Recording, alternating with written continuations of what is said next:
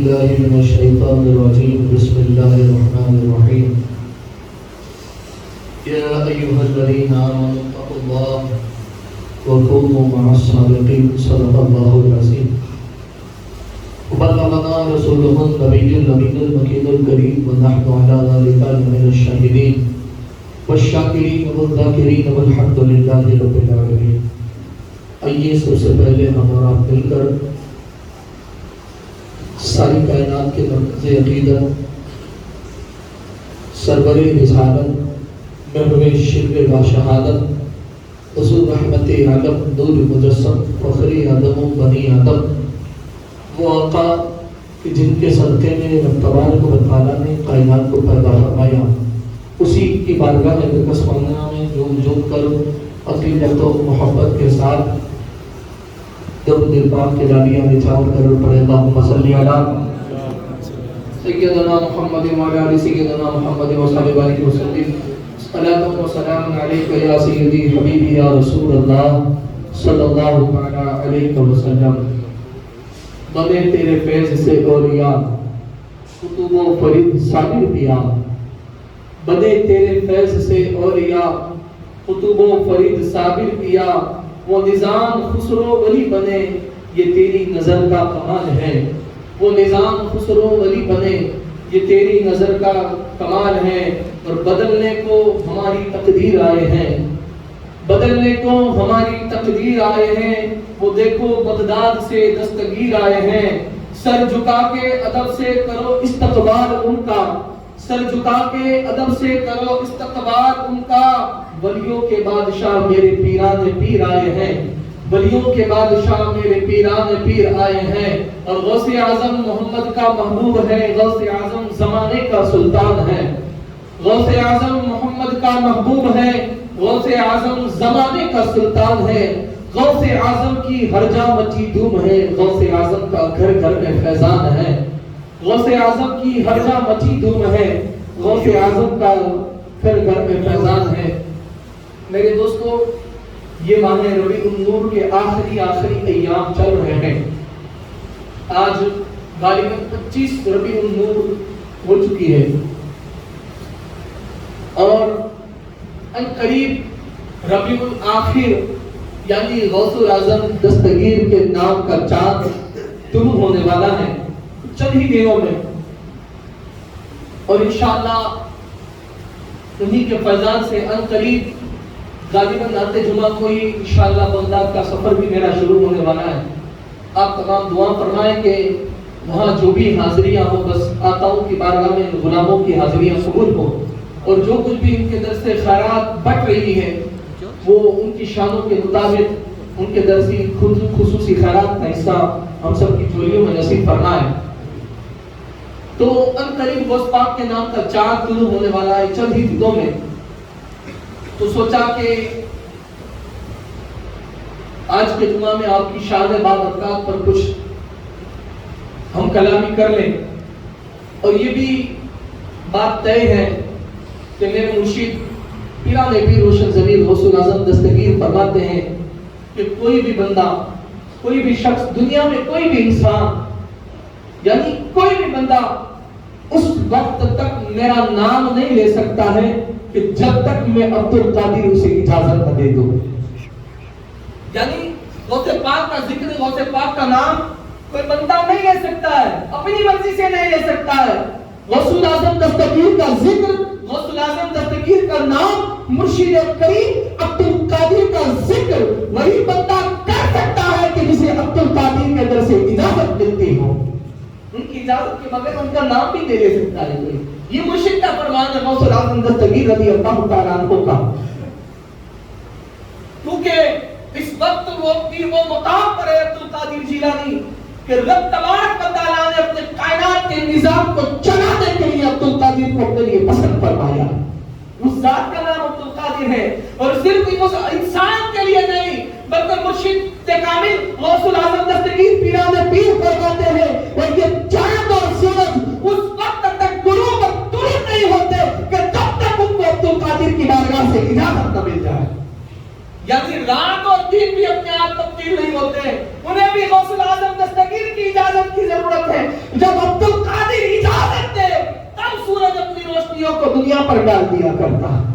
یہ شان کے مالک ہے مرشد کامل، یہ شان والا ہے غوث الاعظم دستگیر۔ ہم تو ان کی شان بیان ہی نہیں کر سکتے، کیونکہ عبد القادر کی جو شان ہے اس شان کو قادر جانے، مصطفیٰ جانے اور مرتضیٰ جانتے ہیں۔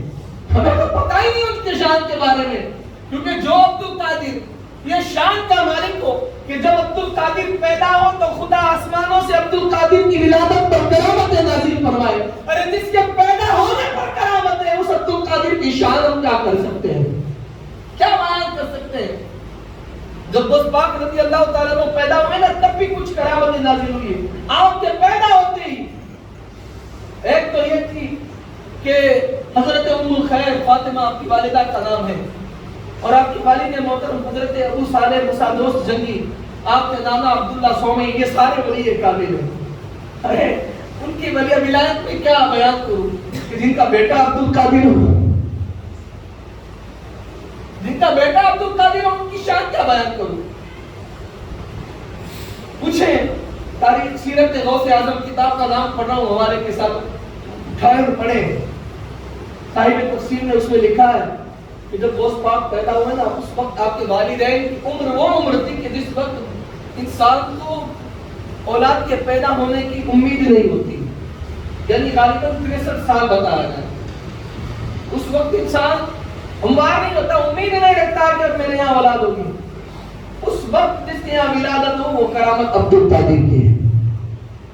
ایک تو یہ بھی کرامت ہے کہ غوث پاک اس وقت تشریف لائے، اور جب تشریف لائے تو رمضان کا چاند نمایاں ہوا تھا، رمضان کا چاند نظر آیا۔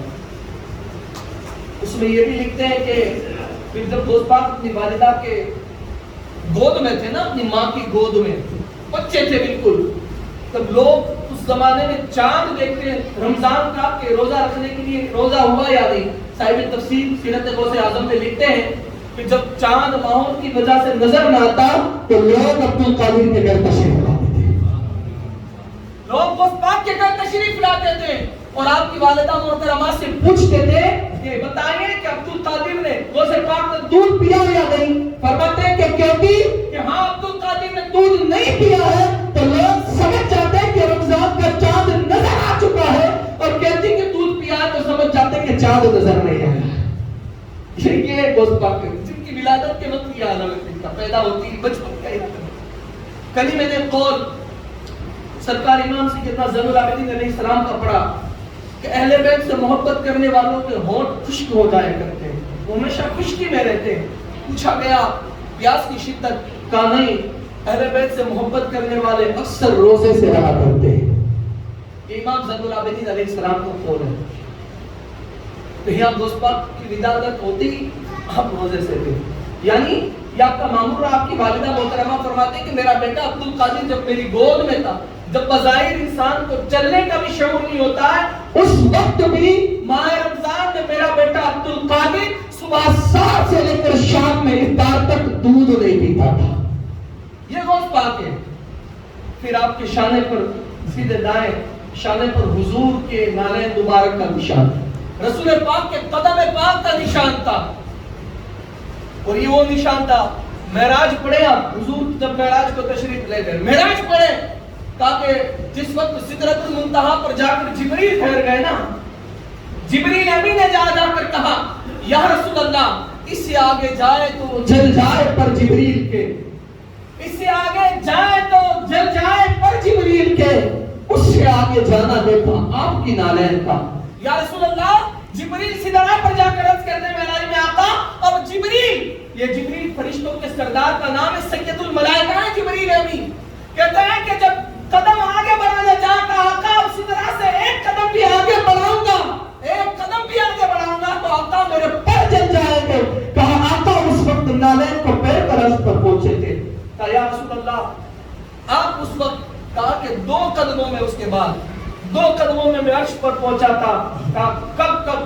کہا 1 قدم میں نے عالم ارواح میں اس وقت جو ہے معراج میں آقا نے سدرہ کے بعد بھی ایک قدم رکھا تھا، ایک خوبصورت آواز تھی کہ جس کی طرف میرا دل مانوس ہو رہا تھا، جو میرے دل کو کھینچ رہی تھی، ایسا خوبصورت نوجوان تھا اور اس کی آواز بھی بہت خوب تھی، تو میں نے ایک قدم اس کے کندھے پر رکھا تھا، ایک قدم اس کے کندھے پر رکھا اور دوسرے قدم پر رب کی بارگاہ میں حاضر تھا، مالک سے عرض کی تھی، مولا اتنی خوبصورت آواز والا، اتنا خوبصورت کون ہے کہ جس کی صدا نے میرے دل کو اپنی طرف مانوس کر لیا؟ کیا قادر نے جواب دیا تو حبیب یہ کوئی اور نہیں، تیری نسلوں میں آنے والا عبد القادر ہے،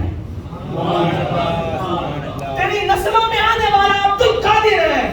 ارے تم غوث پاک کی شان تو کیا جانتے ہو؟ ارے یہ وہ عبد القادر ہے کہ جو دنیا میں اپنی تشریف بھی نہیں لایا اور یہ مقام رکھتا ہے، کیا کہتے کون ہے؟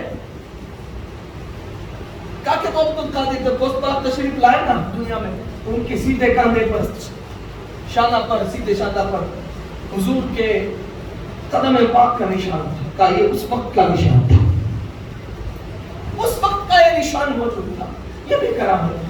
اور پھر یہ کرامت کہ غوث پاک جس دن دنیا میں تشریف لائے نا، اس دن بغداد کی سرزمین پر جتنی عورتیں حاملہ تھیں اور بچوں کی ولادت ہوئی، سب کو اللہ نے بیٹی عطا فرمائی۔ جن کے یہاں پیدا ہوئی، جن کی جتنی بھی عورتوں کے یہاں ولادت ہوئی بچوں کی، کسی کو لڑکی نہیں، اللہ نے سب کو غوث العظم دستگیر کے طفیل لڑکے عطا کیے، اور وہ بھی اعلیٰ خیر نٹھے پھیرے نہیں، کہا ایسے عطا کیے کہ عبد القادر کی برکت سے اس دن جتنے لڑکے پیدا ہوئے، عبد القادر کی آمد کی برکت سے اللہ نے سب کو ولایت عطا فرمائی۔ یہ غوث پاک ہے، یہ میرے مرشد کی شان ہے یار، ہم کیا بیان کریں، کیا اوقات ہے ہماری۔ یہ غوث پاک ہے، یہ آپ کے پیدا ہونے پر یہ کرامت ہے۔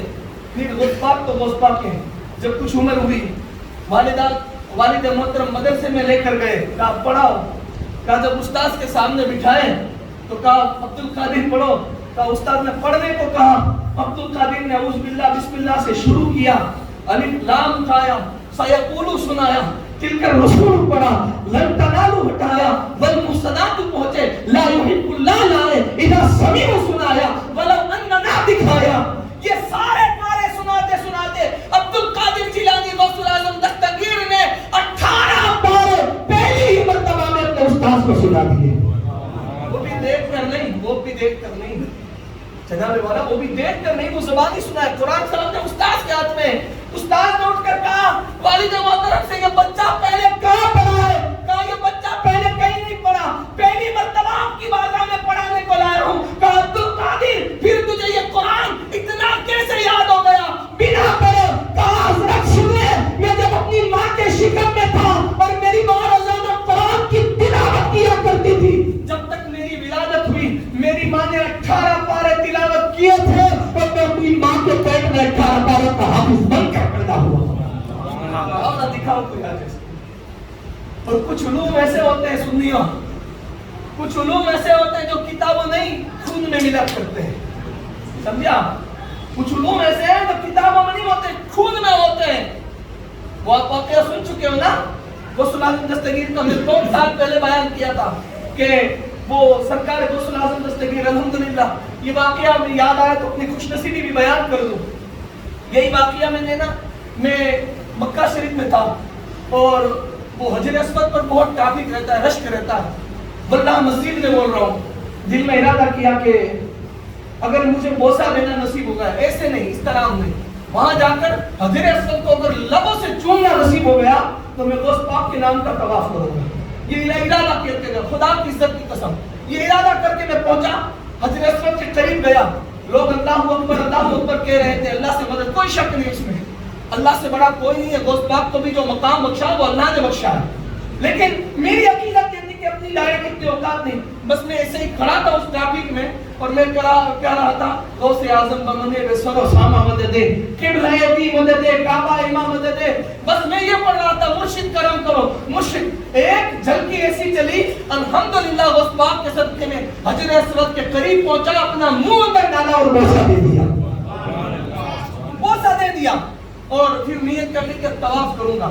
طواف شروع کیا، میرے ساتھ ایک بہن بھی تھی میری، وہ طواف کر رہے تھے، اس میں 2 بہنیں اور ملی، وہ میرے ٹورس پہ تھے، کہا آپ کس کا طواف کر رہے؟ کہا ہمارا آخری چکر باقی، ہم غوث پاک کا دونوں کر رہے ہیں۔ تو ہم بھی غسل پاک کا کر رہے ہیں.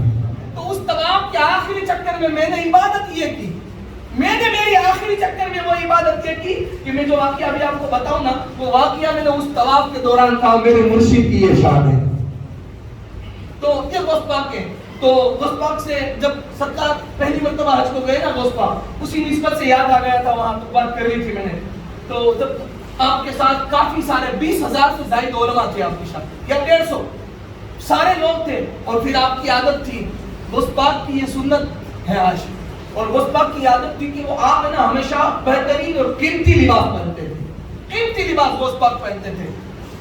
کہا کہ جب غسل پاک تشریف لائے نا, تو غسل پاک سے مفتی اعظم مکہ نے یہ سوال کیا, جب دیکھا کہ وہ اتنی شان والا, اتنا جمکدہ بات چیت کری, کہا من انت, کہا انا عبد القادر, کہا کہ رضا کا عجب کرم, کہا کہ اتنا بڑا جمکدہ ہے تو کچھ بحث و مباحثہ ہو جائے, کچھ بات چیت, کچھ گفتگو ہو جائے.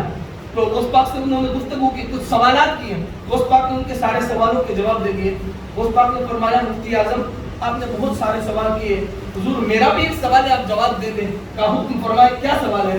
کہا میرا سوال یہ ہے کہ رسول اللہ ہمارے آقا کی زندگی کا ہر غسل بے مثال ہے, کسی غسل پر کوئی گفتگو نہیں, لیکن رسول اللہ کے بظاہری وصال کے بعد آقا کو جو غسل دیا گیا, جو غسل دیا گیا, وہ غسل کا پانی کہاں گیا, وہ غسل کا پانی کہاں گیا؟ ارے یہ کوئی عام و خاص غسل نہیں ہے, یہ کوئی یہ عام غسل نہیں ہے, خاص غسل ہے کہ جس غسل کے چند قطرے مولا علی مشکل کشا علیہ السلام نے صرف ذوق عقیدت اور محبت میں حضور کے ناک مبارک اور پدم مبارک پر غسل کے چند قطرے لے گئے, تو مولا علی نے عقیدت میں چوس لیے تھے, اسے پی لیے تھے. اور پھر مولا کائنات کا یہ عالم تھا کہ آپ منبر پر سے کہتے تھے کہ تم میں سے جو بھی چاہے وہ مجھے جو چاہے وہ سوال پوچھے, صرف زمین کا نہیں آسمان کا پوچھے, یہ علی پاک کی بات ہے.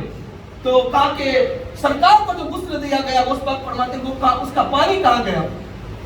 مفتی اعظم مکہ کو پتہ نہیں تھا, اور یہ علم والوں کی سچی پہچان یہ ہوتی ہے کہ انہیں پتہ نہیں ہوتا تو انہیں جیسی تیسی ٹھوک نہیں دیتے, جیسے آج ہماری عادت ہے آمتو قیمتو. اسلام وہ مذہب ہے اور کتابیں وہ ہے, وہ چیز ہے اس کا علم, جب تک تمہیں اس کی پکی معلومات نہ ہو اپنی زبان نہ کھولو, کیونکہ اگر تم کسی بات کو غلط کر دی ہے, تمہیں پتہ نہیں تھا, سننے کے بعد بھی نہ بولو, پکی تحقیق کے بعد بولو. تم نے پتہ نہیں کہ یہ حضور کی حدیث ہے اور تم نے کہہ دیا حضور کی یہ حدیث ہے, تو یہ تم نے رسول پاک پر بہتان ڈالی, اور جب حضور پر بہتان ڈالو گے تو حشر میں کیا جواب دو گے؟ کوئی بھی بات اس وقت تک نہ کرو جب تک پتہ نہ ہو.